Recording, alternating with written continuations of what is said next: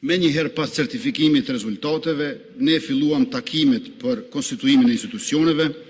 E falenderoj kryetarin e Partisë Demokratike të Kosovës, zotëri Bedri Hamzën, për takimin. E falenderoj kryetarin e Lidhës Demokratike të Kosovës, zotëri Lumir Abdixhikun, për takimet.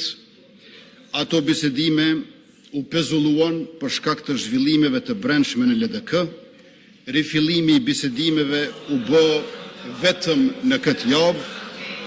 Ne duam bisedime edhe me PDK, edhe me AOK-n. Ju lutem për qetësi. Refuzimi i tyre është i qartë. Zgjedhjet e 7 qershorit na u shkaktuan sepse në prill nuk u zgjodh presidenti. Ne duam të ecim përpara bashkërisht. Por në duhet dakordimi sa më i gjerë për presidentin unifikues, ashtu siç e kërkon kushtetueshmëria për të cilën u betuam sot. Konstituimi i kësaj radhe nuk bën të jetë sërish drejt edhe një shpërndarje të kuvendit dhe përsëri zgjedhjeve të parakoshme, të paarsyeshme, të panevojshme për qytetarët e të dëmshme për ekonominë. Andaj,